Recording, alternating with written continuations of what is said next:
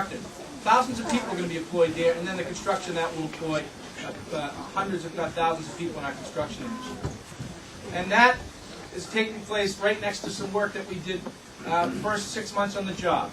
Again, with Representative Pannoni, Senator Chandler, Representative O'Day, we finally got into the end zone in building the new Worcester State Psychiatric Hospital. That work's underway right now.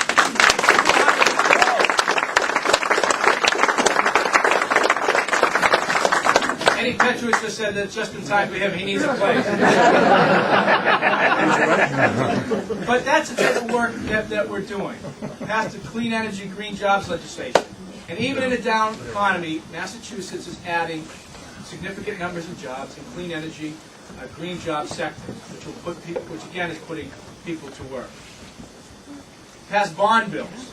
You know, we inherited record amounts of debt upon coming into office, just to get our existing road, rail, and bridge infrastructure in Massachusetts up to a state of good repair, $20 billion. And how did that happen? How did that happen? How did we get left, all of us, with the cost of $20 billion of deferred maintenance? We've got 600 structurally deficient bridges around Massachusetts. One of those bridges that we've got to fix, that's underway, is the continuing bridge between Worcester and Shrewsbury. Imagine if that bridge fell down and we had to shut it down. That type of thing's happening all around the Commodore.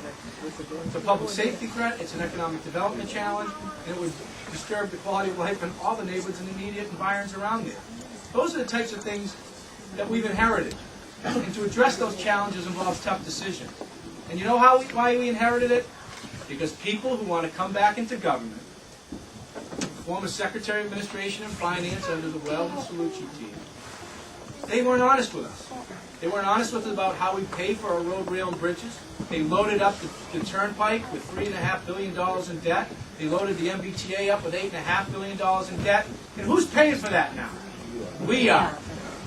Charlie Baker tax. Create the debt and hide it. Create the debt and hide it. And I know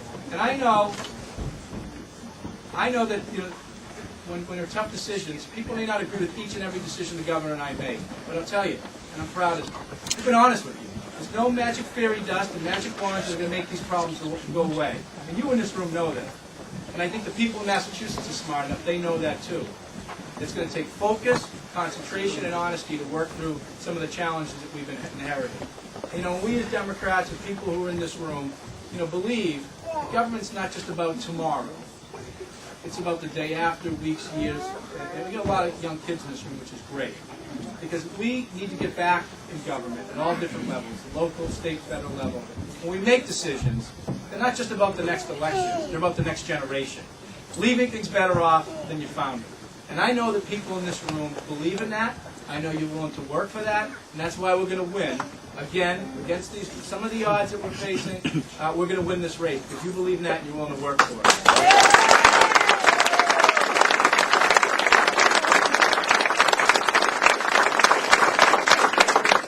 Those are just some of the things. I mentioned some of these bond bills. What is a bond bill? I look at it as a bond bill as a jobs bill. Part of the life sciences and biotech is a jobs bill. We're investing in higher education, new facilities, whether it be at Pittsburgh State College, or Mount Wachusett, or Quinsigamond Community College, or Worcester State College.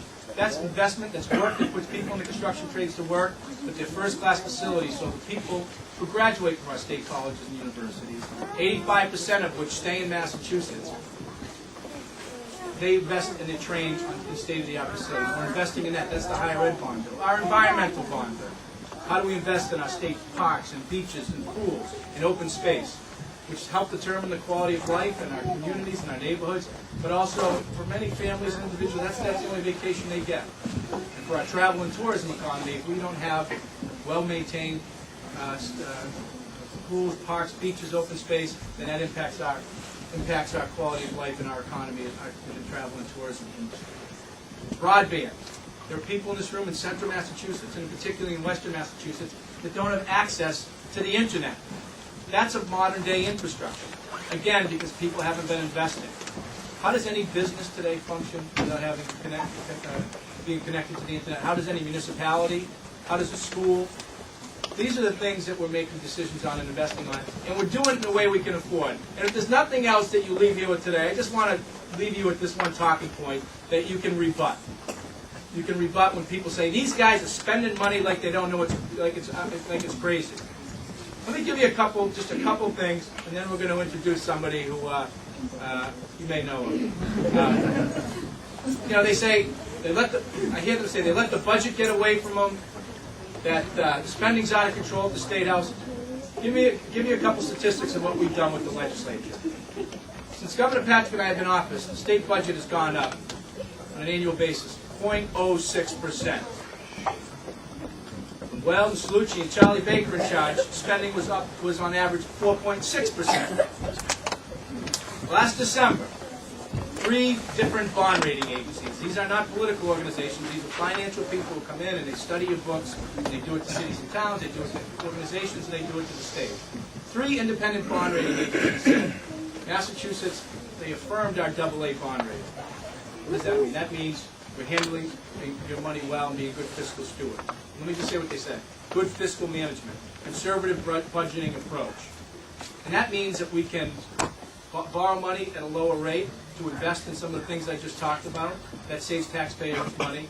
But also, compare Massachusetts to other states. 18 of our economic competitor states, they downgraded their bond rating or they put them on a negative watch. So don't believe this stuff.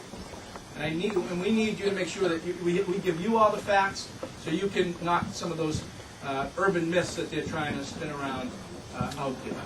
So, but you're here, I know you're going to do that, and I'm not going to go on much longer, but we're going to make sure that you have all the facts, that you can rebut some of these assertions that people are making, and you have the details of our records. We've been able to get more done in the legislature, with our partners in the legislature, in the last 3 years than has been done at the State House in 30 years. That's a platform of substance for this economy, but that's a platform in which we're going to win this election.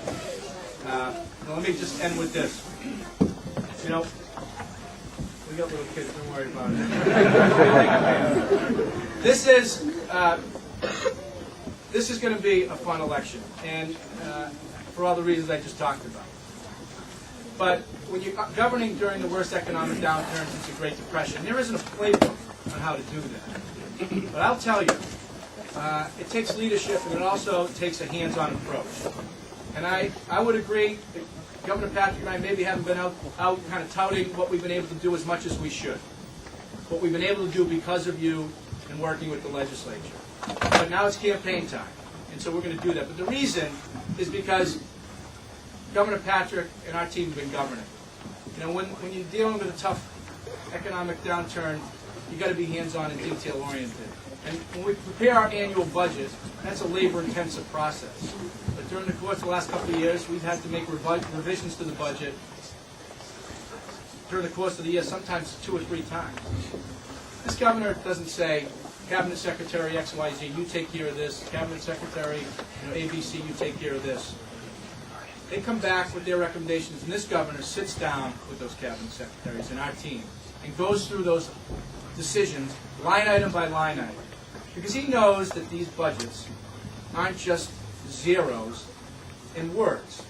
These line items in budget are people, their programs, and their communities. So he asked the question when we go through that process. How can we mitigate any impacts here? Can we do things a little bit different to really find some savings that we can plow back into service?